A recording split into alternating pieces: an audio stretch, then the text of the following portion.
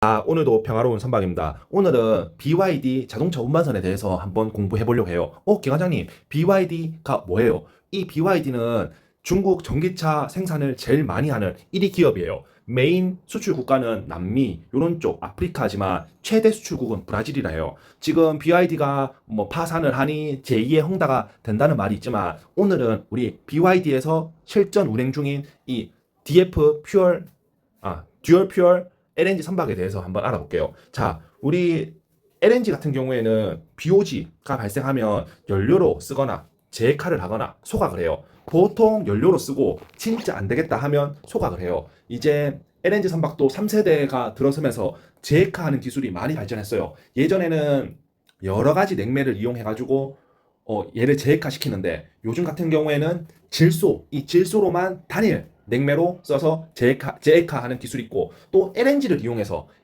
액화된 LNG를 이용해서 이 BOG를 잡아가지고 다시 집어넣는 이런 기술도 있더라고요. 자, 이런 거는 이제 재해카. 우리 자동차 운반선, 컨테이너선, 벌크선에는 듀얼 퓨얼 연료로만 쓰기 때문에 재해카하는 장치가 없을 거예요. 그러면 어떻게 해야 된다? 연료로 쓰든지 소각을 해야 돼요. 자, 그런데 우리가 또 알아봐야 되는 게 이 연료를 가지고 그 화물을 얼마만큼 우리가 가야 되는데 이런 뭐 CII 이런 것도 있고 여러 가지 이제 환경 규제가 있어요. 그래서 이 연료를 허투루 쓰면 안 돼요. 그렇기 때문에 뭐 우리가 정박대 BOG가 많이 발생하네 그냥 소각기 돌리자라고 이제는 할 수가 없어요. 그래서 BYD는 이런 생각을 했어요.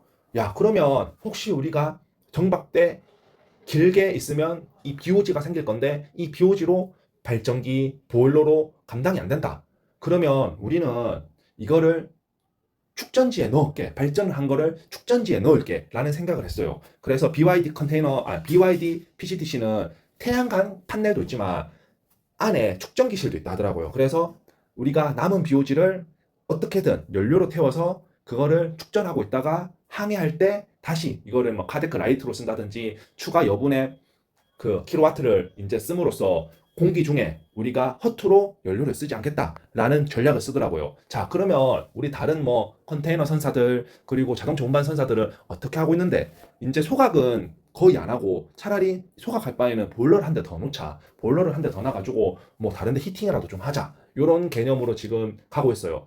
차라리 히팅을 하는 것보다 어, 조금은 무겁겠지만 이 축발전실이 배터리가 무겁겠지만 배터리를 넣어놔가지고 축발전을 좀 하자. 그러니까 충전을 해놨다가 다시 쓰자. 이 보조 배터리 같은 개념을 뭐 하는 곳도 있어요. 이게 이제 선사들마다 이게 좋은지 저게 좋은지 모르니까 지금은 뭐 여러 가지 방법을 쓰고 있다. 자, 지금 보면 우리 자동차 운반선에서 가장 좋은 거는 상가판이 완전 평평해요. 그래서 대부분의 PCTC 같은 경우에는 친환경 선박으로 우선 태양광을 엄청 달아놔요. 태양광 판넬을 엄청 달아놨어요. 그래서 이 태양광 판넬로 이제 바로 저는 처음에는 얘는 이제 이머전시 쪽 ESBD만 관장할 줄 알았는데 바로 우리 MSBD로 간대요. 인버터를 거쳐서. 그래서 이 태양광이 발전하는 만큼 이 디젤 발전기 부하가 줄어들고 이제 해가 지면 태양광은 이제 킬로와트가 안 나오니까 다시 디젤 발전기로만 운전하다가 태양이 뜨면 뭐 3kW, 30kW 정도의 그 부하를 태양광이 보조해 준다 하더라고요.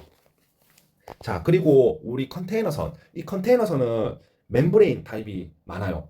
기관장님, 이 컨테이너도 다르긴 다른데 메가 컨테이너 최소 13,000 TU, 2만 TU, 뭐 24,000 TU 이런 거는 그 마린 하우스 바로 밑에 멤브레인처럼 하나를 딱 만들어요. 그래서 가압식이 아니에요. 근데 우리 막 돌아다니면 벌크선에 탱크로리처럼 큰 거 두 개 달아놓은 거 있잖아요. 그런 거는 약간의 가압이 있거든요. 제가 알기로 세이프티 밸브가 6km에 터진다나? 하여튼 6km면 엄청나게 높은 거지. 그래서 6km에 터지니까 우리가 이 BOG가 발생하는 온도가 마이너스 162도가 아니라 뭐 마이너스 150 뭐 몇 도, 150 몇 도랬나? 하여튼 뭐 그런 식으로 온도가 더 떨어진대요. 더 높아진대요. 자, 근데 자동차 운반선 같은 경우에는 우리가 지금 보는 LNG 탱커처럼 멤브레인형을 못 써요. 뭐 GTT에서 만든 뭐 마크 3 뭐 이런 걸 못 써. 그 대신 우리가 이제 가압식을 써야 되는데 이 가압식도 압력이 있으니까 그나마 그 0바보다 그래도 6바, 5바, 4바니까 BOG는 적게 발생하지만 그래도 BOG가 발생한다. BOG가 발생하면 연료로 쓰든 재해카를 하든 소각을 하는데 원론적으로는 이제는 연료로 써가지고 최대한 버틴다. 근데 정박 기간이 길면 어떤 BYD 같은 회사는 이 배터리에 그 전력을 모아놨다가 출항할 때 쓴다. 또 어떤 회사는 보일러를 한 대 더 놔가지고 차라리 그 뭐 F5든 이런 데 히팅하는, F4가 아니겠죠. VLS F5 이런 데 히팅하는 데를 좀 쓴다. 아니면 다른 데 좀 히팅할 곳을 찾아서 쓴다.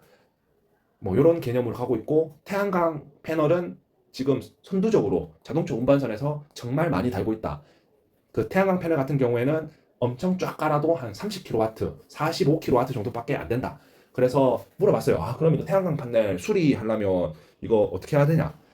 지금은 단순 뭐 교체, 그리고 이제 뭐 모래가 이렇게 태양광 판넬에 있을 때뭐 소재 정도만 하면 된다라고 하는데, 또 이제 시간이 지나다 보면 뭐 인버터에서 고장이 날 수도 있고 뭐 전기계통에서 어스가 올 수도 있고 해서 요거는 좀 지켜봐야 될 것 같습니다. 오늘 이렇게 잡소리가 좀 많이 길었지만 이제 자동차 운반선 DF 엔진 같은 경우에는 뭐 이런 식으로 가고 있다 정도 아시면 될 것 같습니다. 오늘 이렇게 시청해 주셔서 감사합니다. 항상 건강하시고 행복한 하루 보내십시오.